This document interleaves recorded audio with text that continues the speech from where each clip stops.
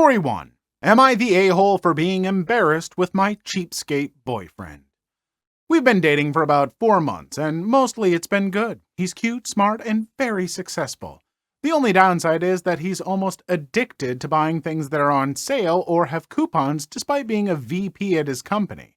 I'm not talking about sometimes or even most of the time. I would be all right with that. He never buys anything at full price. Never! He plans his cooking around what's on sale that week at the grocery store. All of his clothes were bought on sale or clearance, even his socks and boxers. Last week we were at my friend's house for dinner and she commented on his shirt. He proudly said he got it on clearance last year for $20. I was mortified. Lastly, we don't go to any restaurants unless he finds a coupon or they're running some kind of special. Things came to a head last night when we went out to dinner. He had a digital coupon for buy one, get one free. For some reason, the restaurant's computer didn't recognize the deal and the poor cashier couldn't make it work.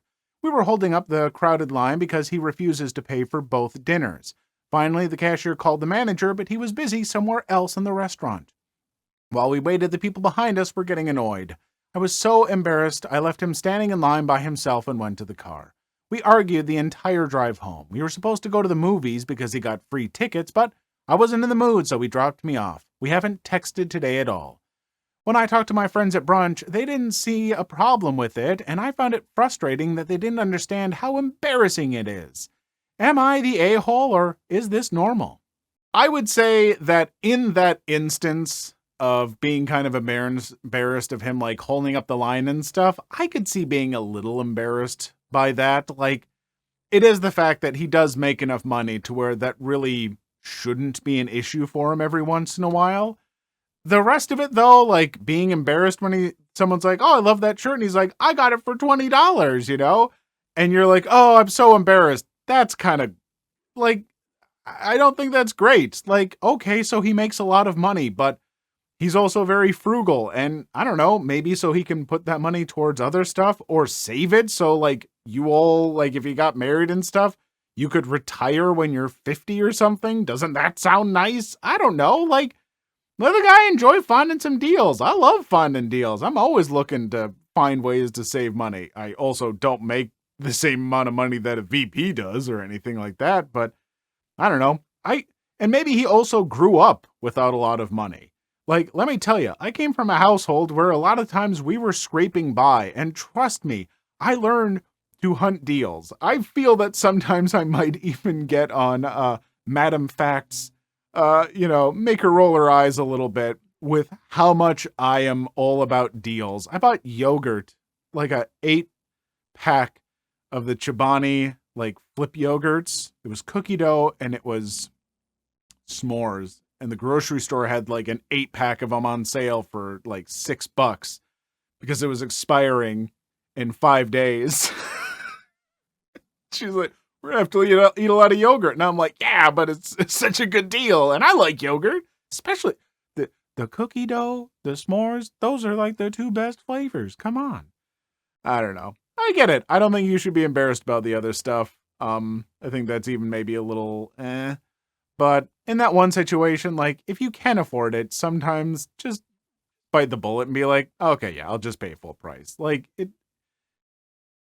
there could be a little give and take on either side, but Story 2.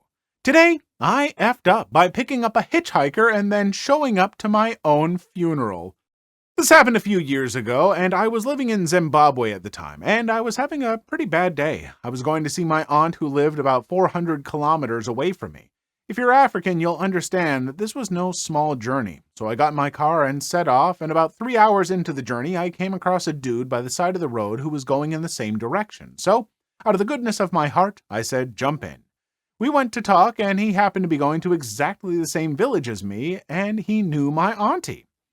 Half an hour passed, and we're making polite chit-chat and reminiscing about old times in Zimbabwe, when all of a sudden, he tells me to pull over, so I do. He runs out of the car and starts making retching noises, so I assume he's throwing up. It's dark at this point, so I can't really see much, so I go to check on him. First mistake. I get out and go to his side expecting him to be there, but he's not. Then I hear someone behind me, and before I know it, I'm unconscious. So I woke up a couple hours later, I know this because the sun was coming up at this point, without my car, clothes, or wallet. So I'm thinking, great. I look around and see I'm on some farmland wearing the guy's clothes. So I start walking in no particular direction and eventually come across a settlement. I explain to them my situation, and they tell me that the nearest main road is at least a good half a day's walk from where I am, and they don't get many cars coming through this part, but they heard one last night, which might be our thief. I start walking in the direction they point me in, and after what felt like forever, I come across a road, so I pitch up and start waiting. Now I know most of you are thinking, why not call someone? I had no phone with me, and I don't have the best memory, so I didn't know any numbers that would come in handy. After a couple of hours, a car stops and let me hitchhike. I let him know the situation, and he says we're in the complete opposite direction of my intended destination, but he's willing to drop me close enough to walk the rest of the way, to which I thought, great. It takes a good 2 days to get there, and he drops me off, and I say my goodbyes to my driver. I take down his number so I can repay him later on. At this point, I'm starting to recognize my surroundings. I walk a few miles, and as I'm getting closer to my auntie's, I can hear a lot of singing in what appears to be a large crowd, which I thought was strange. I'm about 100 feet from the house, and I see my son, which again I thought was strange because he was meant to be in school at this time. But instead of running to me and hugging me as he normally does, he runs away screaming to my complete bewilderment. I get to the gate, and all of a sudden, a large crowd, alerted by my son's screams, has stopped singing and is standing silent. My wife appears and starts to run toward me, hugging and kissing me like I've been gone for months.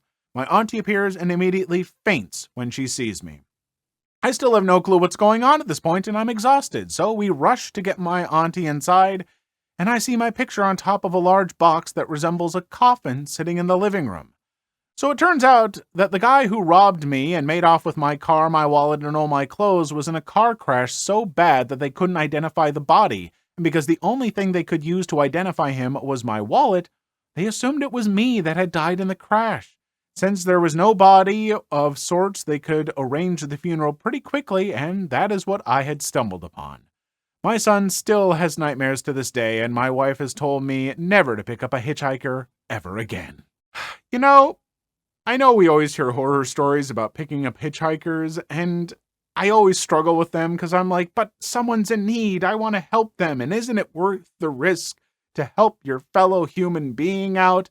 And I guess maybe not always, but also, karma hit that hitchhiker back in the worst way. Stole a car, steal your life. I don't know, cheesy Pete's, but the fact that, now the whole title of this thread makes sense, which I was having a little trouble wrapping my head around at first.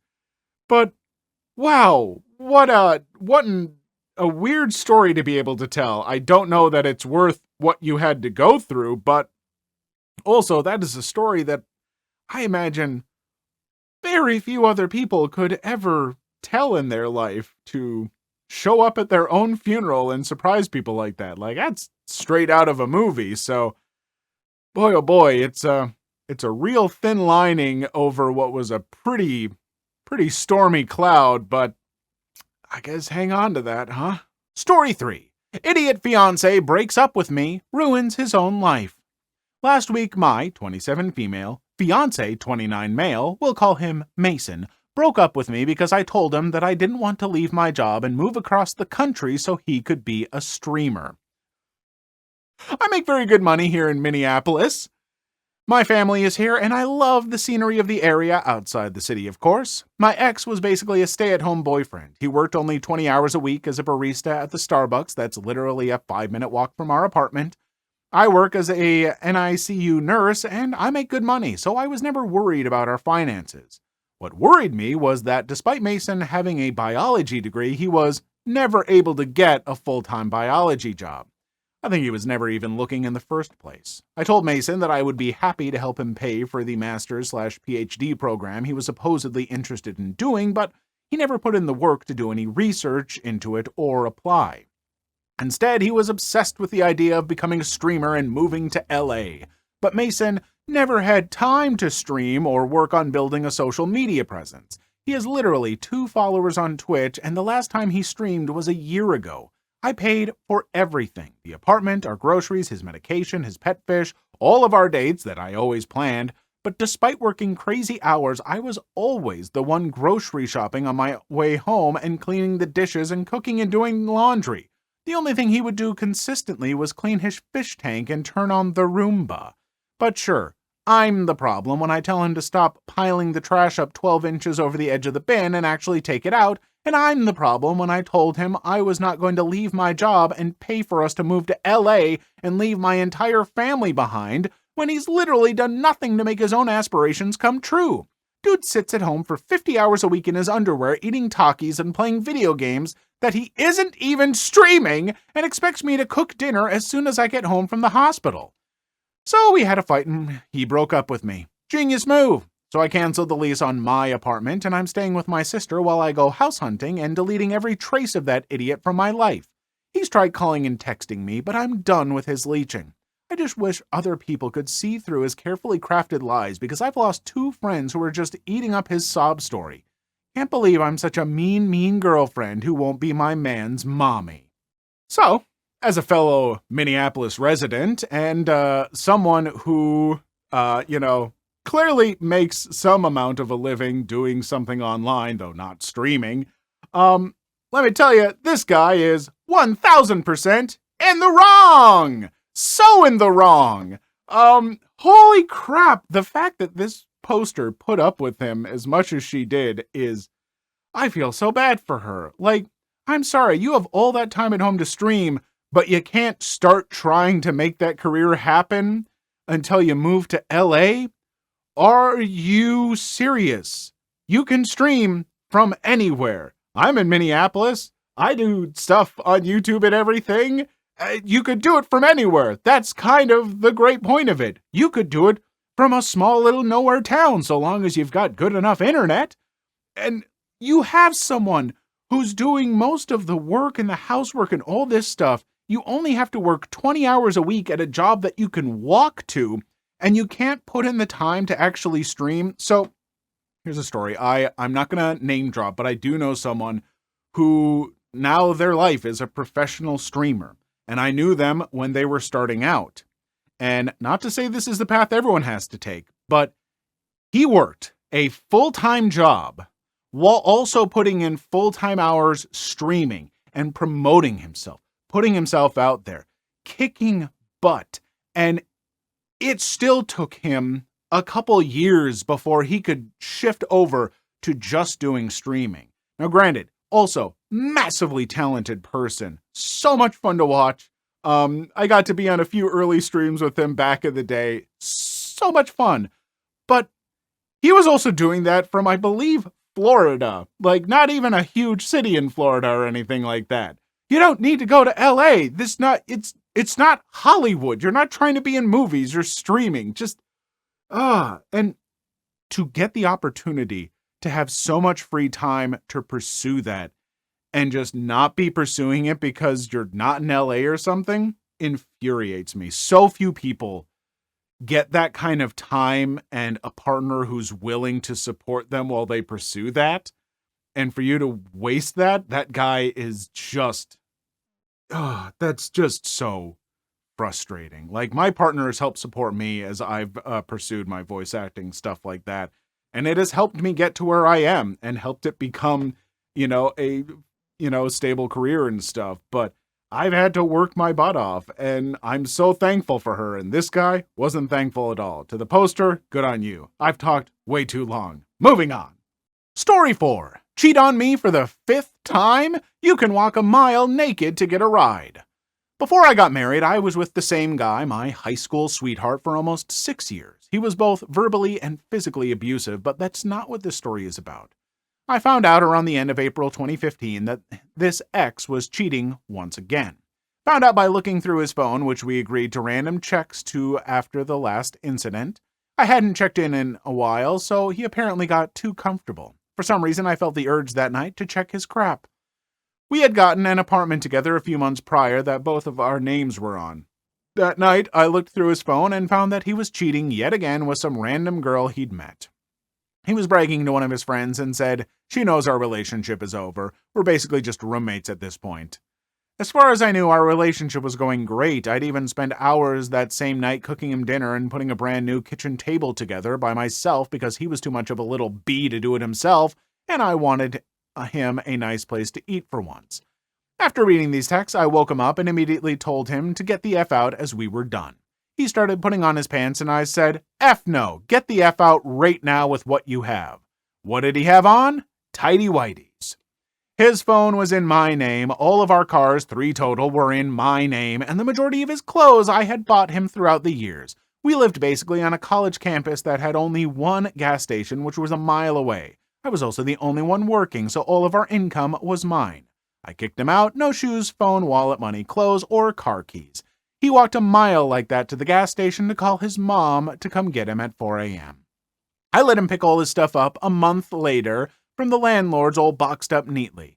Immediately turned off the phone that same day and canceled his cards to my account. He tried all his might to get me back, stating that he knew I was the right one and he wanted to marry me. I said F no. I even got him to come clean the entire apartment a few weeks later while I napped after an extremely long day, and he groveled. I woke up to tell him to get the F out again. Not to mention, I threatened to take his past domestic violence issues against me to the police, had documentation, if he didn't pay half of the rest of our rent up front since his name was also on the lease, up to the tune of $3,000 US. We live in a state famous for horse racing, and he worked 12 hours a day for multiple days at the track during May, the busiest time in the year for horse racing on the planet, to pay it while I was also there dressed fabulously drinking mint juleps. It felt wonderful, and I got together with my now husband, who treats me great, the same week that I kicked him out. Best thing I've ever done. Just picturing him walking into a gas station at 4 a.m. to ask to use the phone and call his mommy while naked still makes me giggle like a little girl close to 4 years later. Don't effing cheat on me, especially not the 5th time around, or I'll effing screw you over big time. You know, we've had some ups and downs with getting revenge on cheaters, cheating exes and stuff like that, where some are a little too extreme and some I've thought were maybe could have been a little bit more harsh. This feels perfect. This is right in that sweet zone of like, you know what? If you're going to cheat like this, especially 5-6 times, dude, gross. Just grow up. But it's like, no, you know what? Walk a mile in your underwear to call your mom to come get you. And then just watch all this stuff that you've turned your back on and everything, you know, that this, you know, patient person has provided you. Just watch all of that kind of get taken away and evaporate right before your eyes. Because you did this, buddy. You did it to yourself. So much. So many times. You deserve every little thing that happened. And, boy, I would say I hope you learned a lesson, but clearly, you are incapable of doing so. Story 5. My boyfriend gave me a pros and cons list about me as part of our anniversary present. I'm going to write a fair bit of backstory because I think it's relevant, but I'll put a TLDR at the bottom. I met my boyfriend on Tinder in the beginning of my freshman year of college. I was a very naive 18-year-old. I've been on dates, but I'd never be in a relationship, and I haven't even had my first kiss yet. I was pretty miserable my first couple of weeks after moving in, and so I got Tinder, and there I matched with a bunch of guys who went to my school. One of them I thought was pretty attractive. He was a junior and a brother in a good but notorious frat.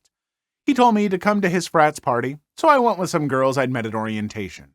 There, he took me upstairs and we made out, but I think he could tell I was very inexperienced, so nothing more happened. I pretty much fell in love with him, even though we'd said about 3 words to each other. I didn't see him until a couple of weeks later when he invited me to a party he was throwing. I expected us to at least hook up, but when we got there, he was clearly with another girl, and there were tons of other random girls who I assumed he was also hooking up with. I was naive, but not an idiot. So I forced myself to get over it, and I didn't see him until my spring semester, when I drank too much and he ended up at my dorm and I lost my virginity to him. I didn't see him again until the fall semester of my sophomore year. We hooked up the first week we were back on campus. I still didn't catch feelings again, though, until we started to hook up regularly every week. At that point, I was again pretty much in love with him, although this time I did have reasons beyond him being a large, attractive, popular man. We weren't dating, but we got to know each other, and I saw his many virtues. However, it was still clear to me that he wasn't into me in that way, and that I was one of a number of women he was sleeping with, so I didn't say anything, and I kept it casual. He also had a pretty terrible reputation as an F-boy, even amongst his frat brothers. His Instagram comments were usually filled with them saying things like, "horniest man alive," and all 2,500 of his followers are his girlfriends. He graduated at the end of that spring semester, and we saw each other one last time before. It was incredibly intimate and really cemented everything I felt for him. So after we both left campus, I confessed to him that I really liked him and that I wasn't okay with just hooking up with him anymore for my own sanity. Miraculously, he said he also had feelings for me, and he asked me out on a real date. We started dating and have been together since, and the whole time has been healthy and happy for us. Last Thursday was our 1-year anniversary of becoming official. He got me an incredibly thoughtful gift basket, including some jewelry, a painting, and a card. In the card, though, was a printed picture of a pros and cons list on a whiteboard. He explained to me that he saw my confessional message when he was hanging out with his brother. My boyfriend said he really didn't know what to do and wasn't sure if he wanted anything more with me, but he was tired of sleeping around and wanted a stable relationship. So his brother said he should make a pros and cons list for me, and he did. Based on that, he apparently decided to ask me out to dinner and then decided what to do based on how it went. And it went well enough that we started dating. He showed it to me with nothing but good intentions, but I was absolutely floored for obvious reasons. I've been pretending to be sick since then as I figured out what to do.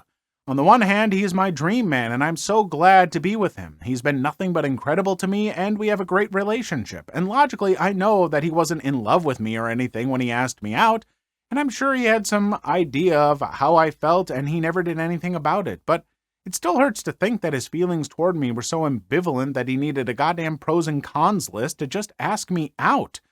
I can't really talk about this to anyone in my life, as a lot of them already dislike him, and I don't want to bias them anymore, so I thought I would ask here. What can I possibly do? I like to think that I have more self-respect than this, but I really do love him and don't want to cause conflict in our relationship over something he definitely didn't think would hurt me. I'm not doing the dumb too long didn't read. I'm trying to stop those unless they're really, really funny. And it wasn't. So,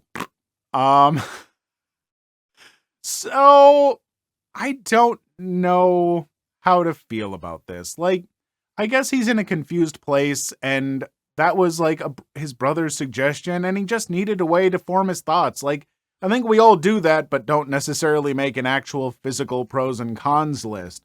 And so, him making the pros and cons list, I don't think I really have a problem with. You weren't actually dating yet. You seemed fine before that with the way things were, and so I don't know, he's just figuring out his life. He's still young. You're both young. You're just barely out of college. But presenting that as a present during your anniversary, it shows that he is maybe not the brightest when it comes to emotionally connecting with other people and what they might appreciate.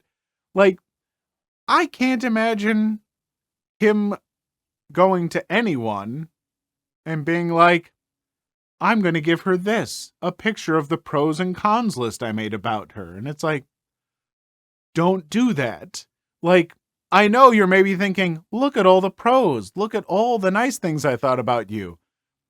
All they're going to see is also, but they're also going to see the list of cons. It's such a bad idea. Like, who did he not share that thought with anyone beforehand? Like, this person needs some friends who can like tell him when something's a bad idea. He has some real like charming idiot energy, and I don't mean that in as a disparaging way as it sounds. It's probably not a great way to put it, honestly, but he's very charming, but he maybe doesn't realize that some of the stuff he doesn't make the best decisions, but he's too charming, so no one around him will tell him what bad decisions they are because they're like, but he's so charming. Oh, yeah, I don't know. I wouldn't hold it against him too much. Just pat him on the head and maybe have a talk with him about how that's not the best. Please leave your story in the comments. I would love to make a video on them in the future. Also, don't forget to like and subscribe.